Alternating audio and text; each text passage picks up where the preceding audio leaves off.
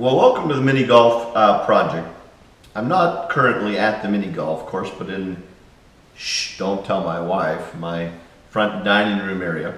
The reason I picked this area is it's got a nice tile floor and I can demonstrate some of my very handy putting skills.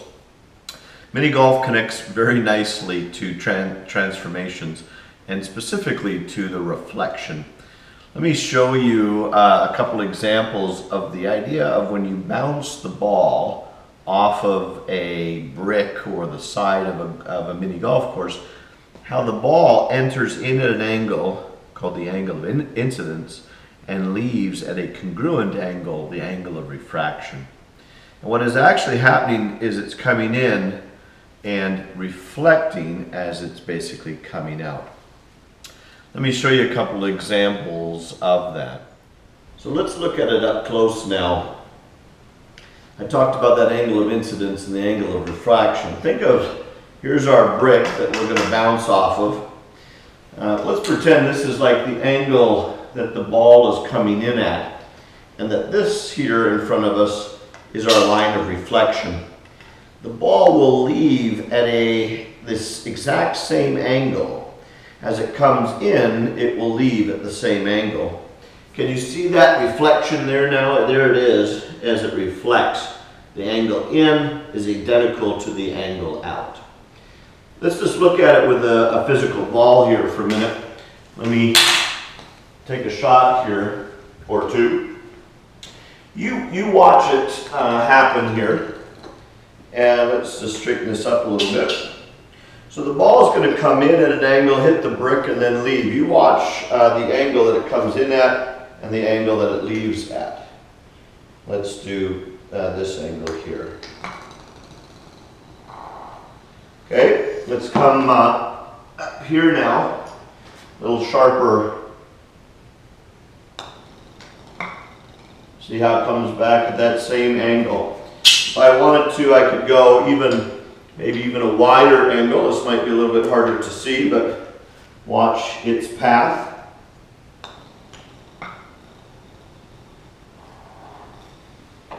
So what we notice here is that the angle coming in and the angle coming out will always be equal. In a frictionless, perfect surface, flat, all those things. We're eliminating a lot of the potential things that could happen. And obviously that's why we like mini golf, is because they do happen. There's hills, bumps, windmills, all those things. But we're trying to focus on this idea of a reflection that's taking place. The second reflection that's found in mini golf might be new to you. I think most of us understand the angle in and the angle out, and I think our mind and our eyes see that when we play the game.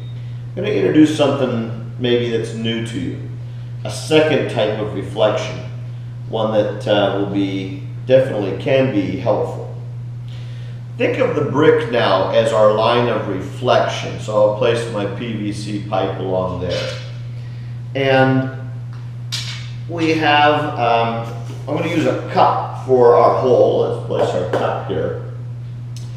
And I'm using a cup because I can't dig a hole here on the old dining room tile floor here. So the idea is that when I strike a ball, let's put my ball over here. When I strike a ball, I need to find the correct angle. I know the angle in and the angle out will be the same, but do I strike it here, or where do I shoot at? So what we can do in our mind is perform a reflection. So think of this hole as one item, this as your line of reflection, the perpendicular bisector. And so if we were to reflect that equidistant perpendicular along here, we're doing this in our mind, we can't physically reflect it in real life. But now, if we were to aim our ball at the reflected cup, it will produce the perfect angle for our reflection. Let's see if it works.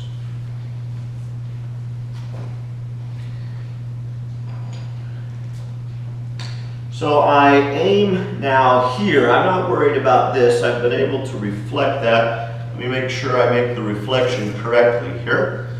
And I strike the ball, aiming towards that, and I hit the cup right on.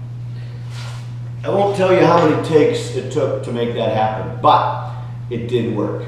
I aimed at the reflected cup, it bounced off of where it needed to be, and it landed right in the hole. Perfect putting, 2 types of reflections, the MiniGolf project. I want to just show you a bit on paper, and then we're all done and you're ready to go. This is what the mini golf course looks like on paper. Not quite as exciting as the real thing, but it is still quite interesting. Let me explain the pieces and parts. You have the ball, which is the solid hole, solid circle, and then you have the hole that is the open one with the H there. The goal, of course, is to bounce the ball into the hole.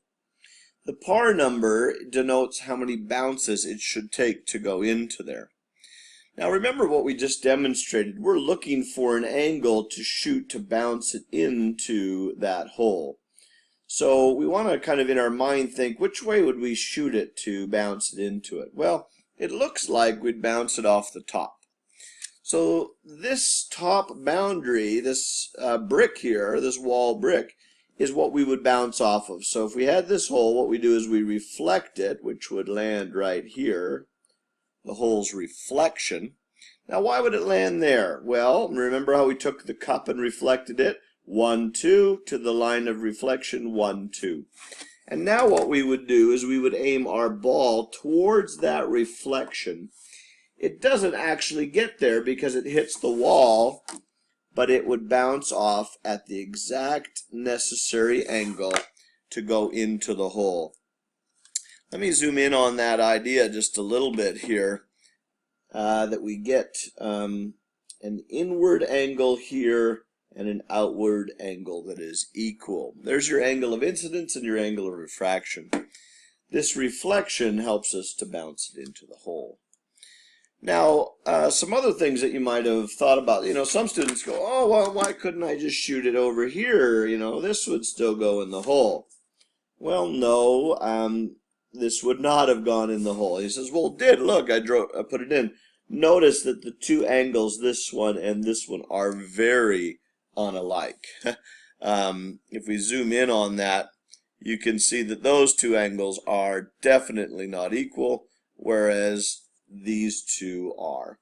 So the mathematics behind the mini golf has to work. So let's show you another example of how to maybe use a bank shot here. Bounce the ball into the hole. This looks pretty tricky through these areas, so my mind says, why couldn't I bounce it off this brick and into the hole? Let's see if that works or not. That would be a strategy anyways. Now when we reflect off of the brick, this becomes kind of the edge of our bounce, our reflection. So 1, 2, 3, 4, 1, 2, 3, 4. This down here is the reflection. I did 4 to the hole and 4 away. Why didn't I use this? This isn't where I'm bouncing it. I'm bouncing it on the edge of the brick. So I would aim the ball towards that hole. It, of course, wouldn't make it. It would hit the edge of the brick and then bounce to the hole. Bam! I am good at mini golf. One last thing, and then you're ready for the project. How about a par 2? How would we bounce it twice? Well, my mind says I would probably bounce it off somewhere up here first, labeled it 1, and then it might bounce off this side wall, labeled it 2, and then into the hole. Guess what? 2 bounces, 2 reflections. So I'm going to reflect in a reverse order than what the ball would actually travel. So I'm going to reflect the hole here to be H prime. Now, I'm going to reflect the reflection 1, 2, 3, 4, 5 to here. 1, 2, 3, 4, 5 to here. Let me show you that. Now, notice a lot of students make the error. They reflect the hole and reflect the hole again. No, reflect to get the image. Reflect again to get the image of the image. The reason you must do that is then when the ball is shot towards this reflection, it's not going to bounce towards the hole, it's going to bounce towards that hole's reflection. And then finally, right into the hole. Now again, this isn't just Mike Patterson's little bit of magic here, just saying, oh, look at what I can do. No, these definitely are equal angles. These are definitely equal angles. The math is all there, and you've learned how to do mini golf. Good luck and have fun.